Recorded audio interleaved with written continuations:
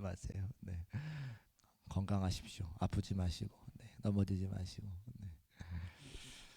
제가 요즘에 요한복음 설교하고 있는데 예수님의 기적, 이적 관련한 이야기 하면서 우리도 우리 삶의 자리에 기적 같은 주의 은혜가 있기를 바라는 마음 가지고 요한복음 말씀 전하고 있습니다.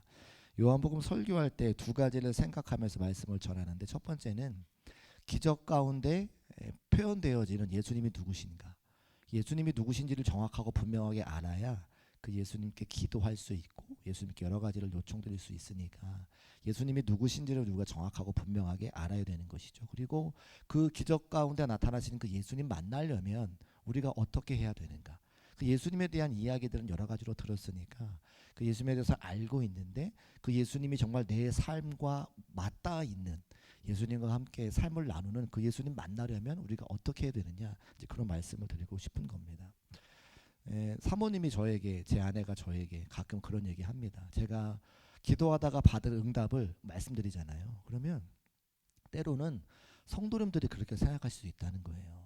나는 하나님께 기도해도 별로 응답이 없는데, 하나님께서 직접 음성을 들려주시는 경우가 잘 없는데, 목사님이 그렇게 맨날 하나님과 소통하는 이야기, 하나님께 받을 응답을 이야기하면 성도님들이 괴리감을 느끼고 마음에 시험 들 수 있으니까 가급적이면 그런 얘기 하지 말아라, 저한테 말씀하시거든요.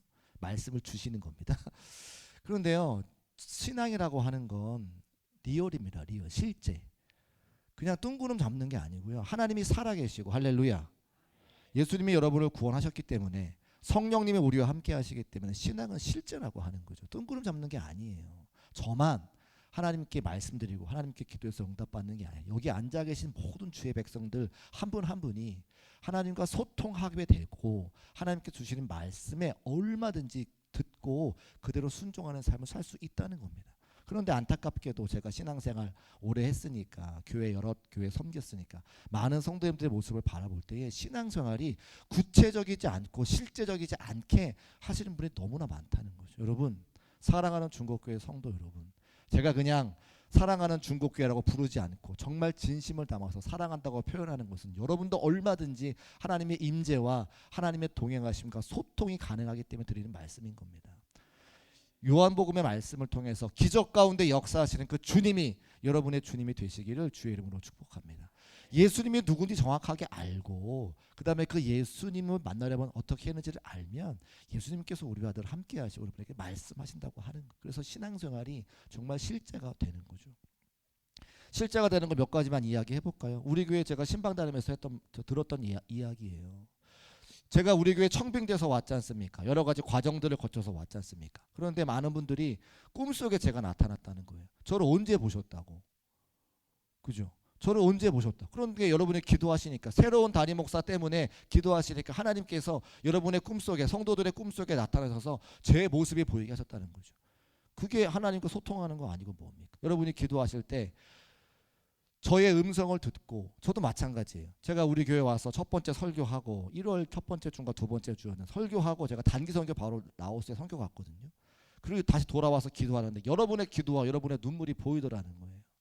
사랑하는 중국교회 성도들이 전임 목사님의 건강을 위해서 기도하고 새로운 담임 목사가 오는 것을 위해서 기도하고 계속해서 침체가 되어지는 교회를 불쌍히 여기고 긍휼히 여기며 기도하는 그 모습이 제가 대림교회 사역할 때 제 눈에 보였습니다. 그 제가 대림교회 사역하면서 중국교회 교회들을 위해서 기도했다니까요. 그러면 안 되는 건데 하나님께서 인도하셔서 눈에 밟히고 마음에 감동을 주시니까 기도를 하게 되는 거죠. 그게 제가 하려고 하는 일이 아니라 성령께서 인도하시는 일이기 때문에 그렇다고 하는 겁니다. 하나님은 살아계십니다. 할렐루야. 오늘 우리가 그것을 믿기 때문에 이 저녁 시간에 함께 와서 말씀 나누고 기도하고 하나님 앞에 우리의 소원을 아랜다고 하는 것이죠. 오늘 두 가지를, 이 중심 두 가지를 가지고 예수님이 누구시냐, 예수님을 만나려면 예수님이 우리의 삶에 함께하려면 우리가 어떻게 해야 되느냐, 두 가지를 가지고 말씀을 좀 나누려고 합니다. 첫 번째는 오늘의 기적이 우리에게 안내해 주시는 그 예수님이 누구신가라고 하는 거죠. 본문 말씀 19절과 20절 말씀 같이 한번 읽어보겠습니다. 시작. 제자들이 노를 저어 시별이쯤 가다가 예수께서 바다 위로 걸어 배에 가까이 오심을 보고 두려워하거늘 이르시되 내니 두려워하지 말라 하신대. 아멘. 이 19절과 20절 말씀은 좀처럼 성경에서 볼 수 없는 희귀한 장면입니다. 왜냐하면 제자들이 누구를 두려워해요? 예수님을 두려워하는 겁니다. 예수님이 두려움의 존재이십니까? 그렇지 않죠. 예수님은 우리에게 늘 사랑과 위로와 격려를 주시는 분이신데 성경에 제자들이 예수님을 두려워하고 있는 본문이 나오고 있는 겁니다. 그런데 예수님께서 뭐라 말씀하십니까? 내니 두려워하지 말라. 나야 나. 나 너희와 함께 3년 동안 동고동락하고 있는 예수야. 두려워하지 마. 너무나 재미있는 장면 아니에요?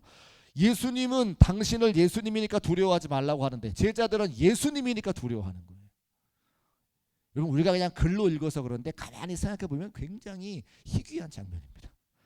예수님을 바라보면서 예수님을 두려워하고 있는 제자들에게 나 예수니까 두려워하지 마. 제자들은 예수님이니까 두려워하고 있는 건데 참 희한한 장면이죠.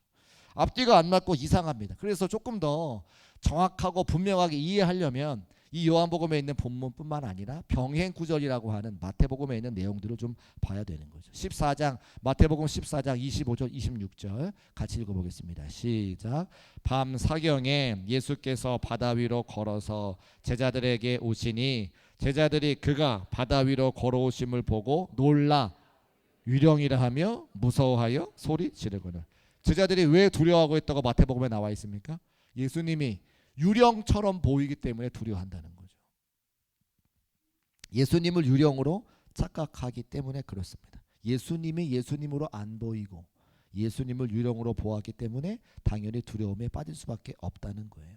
왜 제자들이 물 위로 걸어오시는 그 예수님을 예수님으로 보지 못하고 유령으로 보았을까? 제가 이따가 또 말씀드리겠습니다만 이 성경 본문 이전에 여러 가지 기적들이 있습니다. 물을 포도주로 바꾸시기도 하셨고요. 왕의 신하의 아들을 고쳐주기도 하셨고 38년 된 병자를 고쳐주시기도 하셨고 오병이어의 기적을 일으키기도 하셨습니다. 근데 그때에 제자들이 예수님을 두려워하지 않았어요. 그런데 지금 물 위로 걸어오시는 그 예수님을 바라보며 제자들이 예수님을 유령이라 생각했기 때문에 두려워하고 있다는 거죠. 그러면 왜 예수님을 유령으로 착각하고 예수님을 두려워했을까? 여기에 오늘 말씀의 핵심 중에 핵심이 있습니다. 제가 결론부터 말씀을 드리면 물 위를 걸어온 사람을 제자들이 본 적이 없기 때문이에요. 그렇죠. 한 번도 살면서 물 위를 걸어서 오는 사람을 본 적이 없습니다. 그러니까 제자들이 생각할 때에 내가 경험하지 못한 것, 내가 본 적이 없는 것을 받아들이지 못하고 인정하지 못하니까 물 위를 걸어오시는 예수님이 자신들 생각에 그런 기적과 이적을 행하실 분이라고 생각을 못하고 그냥 유령이라고 생각을 해서 두려움에 빠지는 겁니다. 한 번도 경험해 본 적이 없기 때문에 한 번도 생각해 본 적이 없기 때문에 예상 밖이었기 때문에 생각 밖의 일이었기 때문에 예수님으로 보지 못하고 예수님을 유령으로 오해하고 두려워하는 제자들의 모습을 보게 되어지죠. 이 말씀은 우리에게도 시사하는 바가 큽니다. 우리가 예수님을 정확하게 알기 위해서는 우리의 생각과 우리의 경험과 우리의 이성을 뛰어넘어야 되는데 왜요? 예수님은 하나님의 아들이신 신이시기 때문에 우리의 생각 그 너머에 계시잖아요. 우리의 경험 그 너머에 계시잖아요. 근데 많은 성도들이 예수님에 대해 생각할 때에 나의 생각, 나의 경험, 내가 배우는 것 안에 가둬놓고 생각하기 때문에 진짜 예수님을 보지 못할 때가 너무나 많다는 거예요. 우리도 예수님을 유령처럼 생각하고 내 경험 밖을 넘어가면 그런 일은 없어 라고 생각하고 신앙생활 하니까 그 예수님을 절반밖에 알지 못하고 온전한 예수님을 알지 못하고 신앙생활이 제대로 안 되는 것을 보게 되어집니다. 38년 된 병자가 있었어요. 그 병자를 고치실 때 제자들은 예상할 수 있습니다. 아, 병든 자가 있는데 병든 자를 고쳐주시겠지. 포도주가 없다는 소식을 들었습니다. 예수님께서 그 자리에 계시니까 포도주를 만들어 주시겠지. 어떻게 만들어 주실지는 알지 못하지만 예상할 수는 있는 거죠. 병든 자에게 손을 얹었으니까 병이 고쳐지겠지. 포도주가 없는 자리에 오셨으니까 포도주가 생기겠지. 오병이어의 기적도 수없이 많은 사람들이 배고파하니까 저들의 배를 부르게 해주시겠지. 지금까지 요한복음 6장까지 오기 전에 모든 기적들은 사람들이 생각할 수 있는 제자들이 예상할 수 있는 그 예수님이었다고 하는 거예요. 그런데 그들이 한 번도 본 적도 없고 경험한 적도 없고 생각한 적도 없이 물 위를 걸어오시는 분을 보니까 그 예수님을 제자들이 받아들일 수가 없는 거예요. 때로 우리는 그렇게 신앙생활을 하지 않습니다. 우리가 경험한 것만, 우리가 생각하는 것만, 우리가 배운 것만 그 제안에서만 예수님을 생각하기 때문에 우리 삶에 기적으로 역사하시는 그 주님이 역사하지 않으시는 것을 때로 우리가 안타깝게 생각해야 된다고 하는 것이죠. 왜 예수님께서 그들에게 기적을 보이셨습니까? 18절 말씀 보니까 큰 바람이 불어 파도가 일어났다라고 기록하고 있습니다. 제자들의 힘으로, 제자들의 능력으로 감당할 수 없는 바람과 큰 파도가 일어났기 때문에 예수님께서 기적을 통해 그들의 삶을 고쳐주시고 구원해 주신 거예요. 마태복음에 가보면 더 정확하고 분명하게 나와 있습니다. 마태복음 14장 24절 말씀 같이 한번 읽어보겠습니다. 시작. 배가 이미 육지에서 술이나 떠나서 바람이 거스름으로 물결로 말미암아 고난을 당하더라. 아멘. 고난을 당했다. 사랑하는 제자들이 고난 당하니까 예수님께서 그 자리에 찾아오셔서 당신의 기적과 이적으로 그 제자들의 삶의 자리를 구원하신 것을 말씀을 통해 알 수 있잖아요. 파도가 몰아치고 큰 바람이 불어오고 고난을 당하기 때문에 그 제자들을 구원하시기 위해서 우리가 한 번도 경험한 적이 없는, 우리가 한 번도 본 적이 없는, 한 번도 생각해 본 적이 없는 기적으로 말미암아 예수님께서 그 제자들을 고치시고 구원하시는 것을 말씀을 통해 확인할 수가 있는 거죠. 우리의 삶은 어떻습니까? 우리가 예수님을 제한하지만 않는다면 예수님께서도 얼마든지 우리가 생각해 본 적이 없는, 우리가 경험해 본 적이 없는, 우리가 예상하지도 못한 그런 방법으로, 기적으로 여러분의 삶을 고치시고 인도하시고 구원하실 것을 믿음으로 고백하시기를 주의 이름으로 축복합니다. 그런데 성도들은 그 예수님을 상상도 하지 못하고 경험도 하지 못하고 예상도 하지 못하니까 하나님이 안 계시다 그래요. 내가 경험하지 못하면 하나님이 안 계신 거라고 생각을 하더라는 거죠. 왜 우리가 예수님의 부재를 느낍니까? 하나님이 살아계시다면 내 삶에 왜 역사하지 않으신다고 막 하나님께 따져 물어요. 나를 사랑하신다면 지금 이 자리에 오셔서 나의 모든 기도 제목에 응답 주시길 원하는데 그렇게 응답하지 않으시니까, 내가 원하는 대로 응답하지 않으시니까 하나님은 계십니까? 라고 질문할 때가 많다는 거예요.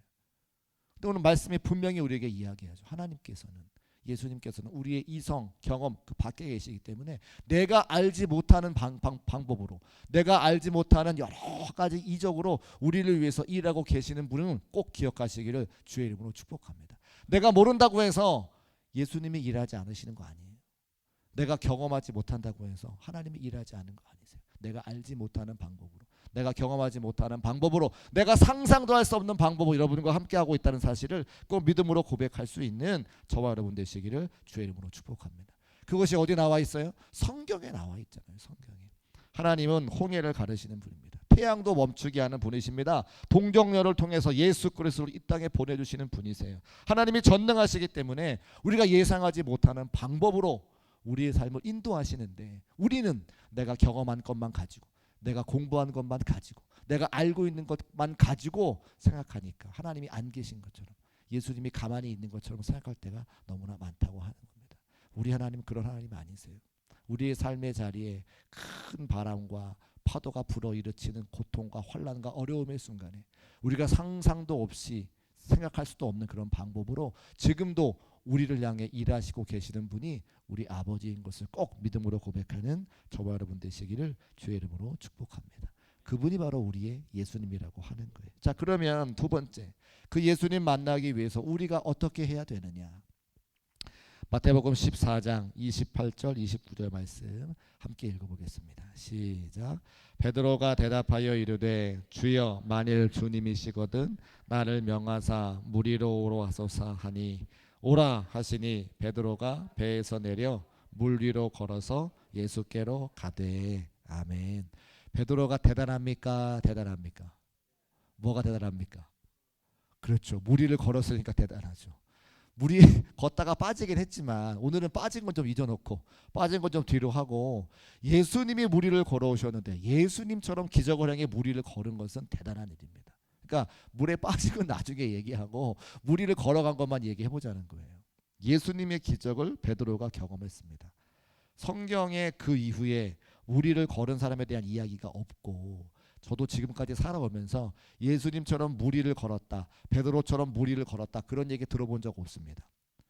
무슨 도마뱀이 이렇게 좀 거위를 걸어간다고 하는 얘기만 제가, 무슨 도마뱀이죠? 무슨 도마뱀이 먹고 간다고 하는 얘기만 제가 들었지 사람이 걸은다는 말은 못 들었어요. 그런데 29절 말씀 보니까 베드로가 두려워해서 물에 빠지기는 하지만 예수님처럼 물 위를 걸었으니까 그도 기적을 행한 거죠. 기적을 맛본 겁니다. 우리도 우리 삶의 자리에 여러 가지 기적들을 맛보기를 원하는데 사실은 기적은 대단한 게 아니에요. 이번에 여선교회가 합심하셔가지고 우리 중국교회 행복 나눔 바자회를 했는데, 바자회 하기 전에 얼마나 많은 우리 여선교회 회원들이, 회장님들이 걱정하고 염려하셨습니까? 근데 걱정과 염려와는 반대로 너무나 큰 성과와 또 행복한 시간들을 보냈습니까? 보냈습니까? 맞습니까? 그게 기적인 거죠. 예상하지 못했던 시간에 예상하지 못했던 수많은 사람들이 함께 모여서 함께 우리가 주일을 감당하고 또 밖에 많은 지역사회 분들과 교제할 수 있는, 소통할 수 있는 시간들을 가졌으니까, 수익금이 얼마가 되었든지 간에 하나님의 거룩한 일을 함께 감당했으니까 그 일들이 바로 기적인 거잖아요. 아침 식사를 같이 합니다. 자녀들과 아빠 학교 다녀오겠습니다 이렇게 인사하고 문 밖을 나갔다가, 학교 갔다가 학원 갔다가 다시 돌아올 때 학교 잘 다녀왔습니다라고 인사할 수 있는 그것 자체도 기적이라고 하는 거예요. 오늘 이 시간에 어떤 권사님은 넘어지셔가지고 뼈가 부러져 교회 오지 못하셨는데, 우리는 내 두 발 가지고 이 자리에 나와서 함께 예배하고 찬송할 수 있는 것 기적입니까? 기적입니까? 하나님이 도와주지 않으시면, 하나님의 은혜가 없으면 우리는 감당할 수 없는 게 우리 삶이라고 하는 거죠. 그러니까 우리는 기적이라고 하면 굉장히 큰 것만 생각하지만 아니요. 이미 우리 일상 가운데 수없이 많은 기적들과 기적들이 더해지고 더해져서 오늘날의 우리 삶의 자리에 함께하는 것을 여러분 꼭 기억하시기를, 꼭 믿으시기를 주의 이름으로 축복합니다. 그런데 오늘 베드로는 그런 기적을 행했다고 이야기하는 거예요. 그가 어떻게 무리를 걸었습니까? 의심하지 않아서 예수님께서 오라 하시는 말씀에 순종했기 때문에 그가 기적을 경험하는 것을 보게 됩니다. 용기라고 하는 단어가 있고 객기라고 하는 단어가 있어요. 뭐가 있다고요? 용기가 있고 객기가 있어요. 두 단어의 차이를 뭔지 아십니까? 용기는 하나님의 말씀 붙잡고, 용기를 내는 근거가 하나님의 말씀인 거예요. 하나님 말씀 붙잡고 힘을 내서 여러 가지를 감당할 때 용기라고 이야기합니다. 그럼 객기는 뭘까요? 객기는 하나님의 말씀 붙잡지 않고 뭐를 붙잡는 거예요? 나의 주먹, 나의 경험, 나의 배워온 거, 내가 갖고 있는 것만 가지고 열심을 내는 거를 객기라고 이야기합니다. 제가 보니까 신앙생활에 교회 안에 용기를 내는 사람이 있고 객기를 부리는 사람이 있어요. 용기를 내는 사람은 교회를 세우고요, 객기를 부리는 사람은 교회를 무너뜨린다는 거예요. 차이는 한 가지입니다. 모습은 비슷해요. 다 열심을 내고 다 힘을 내고 막 으쌰으쌰 하는 것 같아요. 그런데 결과가, 열매가 좋지 않아요. 용기를 내는 사람은 하나님의 말씀을 붙잡았기 때문에 선한 길로 인도함을 받고 교회가 세워지고 사람들이 살아나는 반면에, 객기를 부리는 사람은 똑같이 보이는 것은 막 힘을 내고 용기를 내지만 하나님의 말씀에 그 중심이 없으니까 교회가 무너지고 사람들이 상처를 받더라는 겁니다. 사랑하는 중국교회 모든 성도님의 삶의 자리에 하나님 말씀 붙잡고 용기를 내는 성도의 삶이 되시기를 주의 이름으로 축복합니다. 그럼 베드로는 용기를 냈습니까? 객기를 부렸습니까? 용기를 냈죠. 왜요?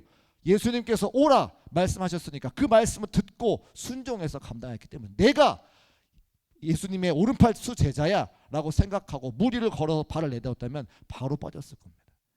누가 용기를 내느냐, 누가 객기를 부리느냐, 하나님 말씀을 듣고 그 말씀에 어떻게 반응하느냐, 순종으로 반응하느냐, 그렇지 않냐에 따라서 용기도 가능하고 객기도 가능하다고 하는 겁니다. 베드로의 행동은 사람들이 볼 때는 객기 부리는 것 같죠. 근데 그렇지 않다는 거예요. 왜요? 하나님의 말씀, 예수님의 음성을 듣고 순종했기 때문에 그가 무모한 행동이었지만, 객기 부리는 것 같았지만, 그가 용기를 내서 한 발 내딛었을 때 예수님과 같은 경험을 하게 되는 놀라운 사람이 될 수 있었다고 하는 거죠. 저 여러분의 삶의 자리, 하나님 말씀 붙잡고 용기를 내시기를 주의 이름으로 축복합니다. 동물원에 가면 밀림의 왕 사자를 다들 보시잖아요. 호랑이도 보고 사자도 보고. 동물원에 있는 그 사자가 행복해 보입니까? 그렇지 않습니다. 동물원에 있는 사자는요, 제가 여러 번, 아이들이 3명이니까 3명을 다 데리고 한 번씩 동물원에 가야 되잖아요.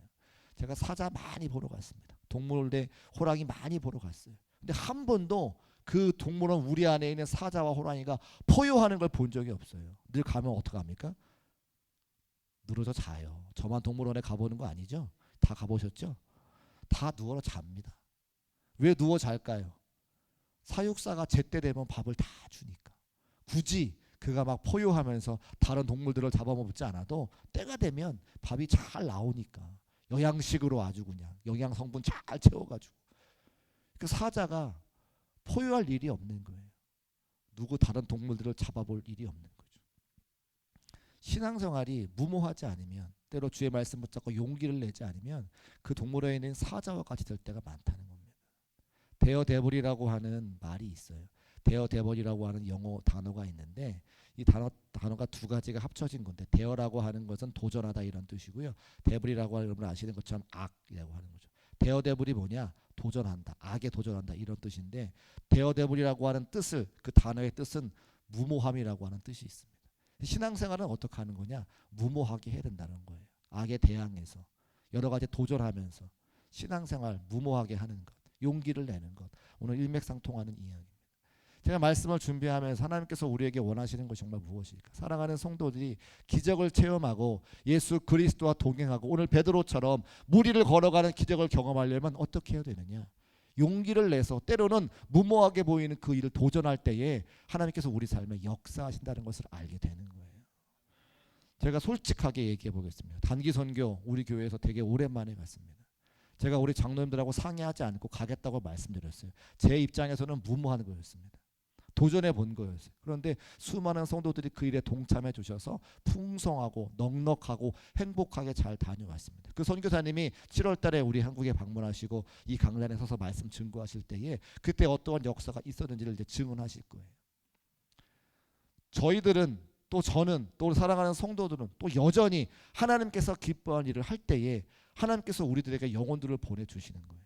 우리가 나가서 직접 전도도 하지만 우리 교회가 한 영혼 소중히 여긴 일에 무모하게 도전할 때에 수 없는 많은 사람들을 보내주셔서 한 가족 되게 하실 거라 이 말인 거죠. 우리를 왜 구원하시고 우리에게 왜 중국교회를 세워주셨습니까? 복음의 빚진 자가 되어서 교회 안에 있는 사람들만 관심 갖지 말고 교회 바깥에 아직도 복음을 듣지 못해 죽어가는 수많은 영혼들에게 하나님의 복음을 증거하고 교회를 세워가고 선교사를 파송하라고 우리를 세워주셨는데 지금까지 그런 관심이 좀 덜하셨다는 거예요.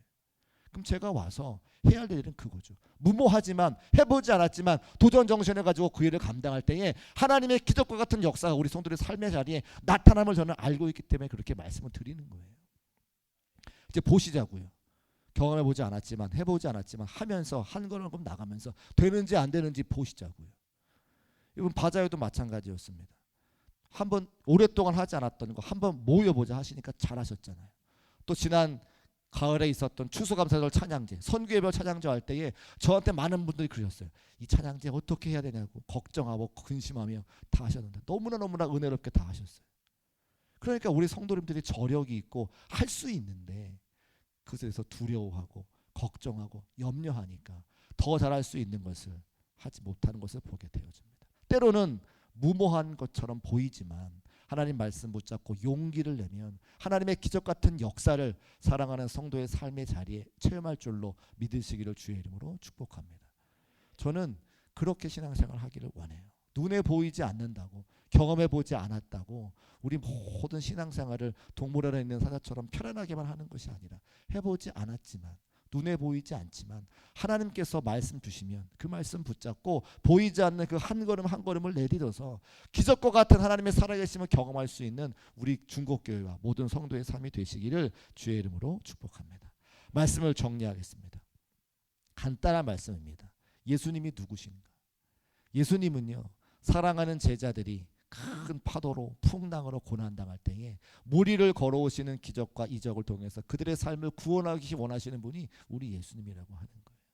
우리 사랑하는 성도들의 삶의 자리에 얼마나 많은 기도의 제목들이 있습니까?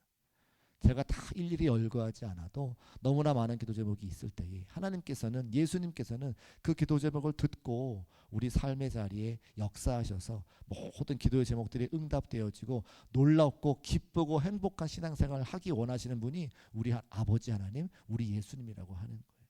그러면 그 예수님과 함께 동행하기 위해서는 우리가 뭘 해야 되냐? 베드로가 예수님이 오라 하시는 그 말씀 붙잡고 무모한 것 같이 보였지만 용기를 가지고 한 걸음 배 밖으로 내딛는 것처럼 우리의 삶의 자리에 주시는 하나님의 말씀 붙잡고 가보지 않았지만, 해보지 않았지만, 경험하지 않았지만 그 한 걸음 내딛어서 예수 그리스도의 기적을 맛보아 알 수 있는 우리 중국교회 모든 성도의 삶이 되시기를 주님의 이름으로 축복합니다. 할렐루야. 우리 함께 찬송하실 때에 주만 바라볼지라 합시다. 주만 바라볼지라 찬송하시고 여러 가지 기도 제목 가지고 합심하여 기도하겠습니다.